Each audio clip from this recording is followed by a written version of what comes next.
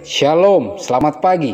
Kita bersyukur karena kasih karunia Tuhan yang terus berlimpah dalam kehidupan kita, sehingga pada pagi hari ini kita bisa berjumpa kembali dalam renungan pagi bersama yang diambil dari buku Maranatha Tuhan Datang, yang ditulis oleh hamba Tuhan, Nyonya Ellen G. White.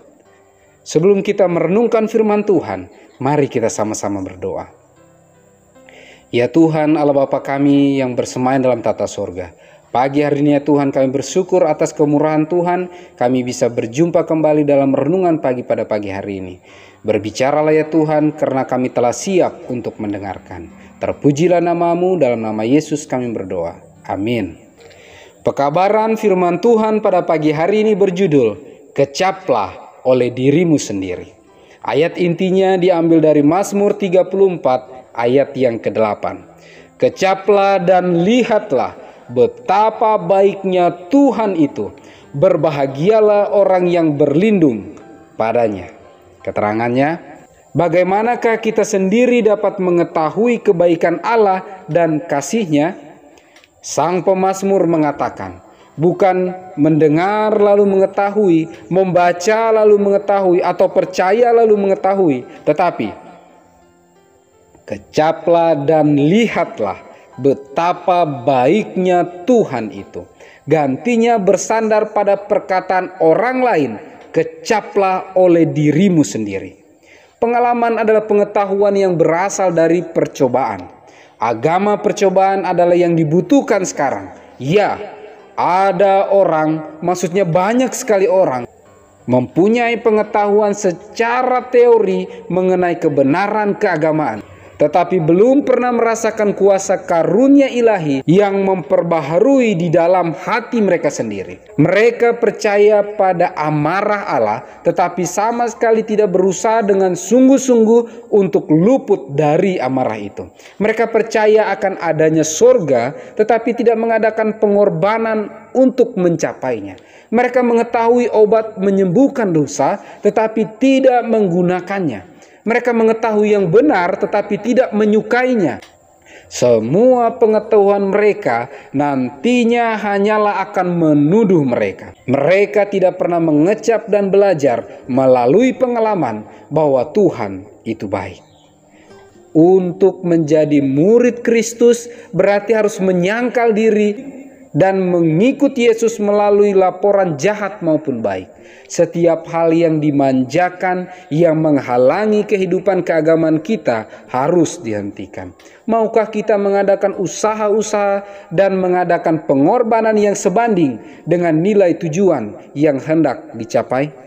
Setiap pergaulan yang kita bentuk, betapapun terbatasnya, membawa pengaruh terhadap kita. Meluasnya pengaruh yang menguasai kita itu akan ditentukan oleh derajat keakraban, pergaulan yang secara tetap, dan kasih serta pemujaan kita kepada orang yang menjadi teman kita bergaul. Maka dengan demikian, oleh pengenalan dan pergaulan kita dengan Kristus, kita boleh menjadi serupa dengan Dia sebagai satu-satunya teladan yang tak mempunyai kesalahan. Perhubungan dengan Kristus sungguh keindahannya tak dapat dikatakan. Hubungan demikianlah yang akan kita nikmati jikalau kita mencarinya, jikalau kita mengadakan suatu pengorbanan untuk memperolehnya. Jadi masing-masing boleh dan sanggup melalui pengalamannya sendiri untuk mengaku bahwa Allah adalah benar. Yohanes 3 ayat yang ke-33. Ia dapat bersaksi, aku membutuhkan pertolongan dan kudapatkan hal itu pada Yesus. Setiap kebutuhan disediakan, kelaparan jiwaku dikenyangkan. Saya percaya pada Yesus sebab bagiku Ia juru selamat yang ilahi. Saya percaya Alkitab sebab saya menemukan bahwa Alkitab itu adalah suara Allah kepada jiwaku. Kecaplah dan lihatlah betapa baiknya Tuhan itu. Bukan dengar lalu mengetahui, bukan membaca lalu mengetahui, bukan percaya lalu mengetahui, tetapi kecaplah dan lihatlah.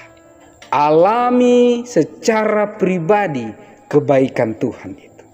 tidak bisa hanya mendengar kata orang, tidak bisa hanya membaca atau merenungkan atau memiliki teori-teori yang banyak mengenai Tuhan.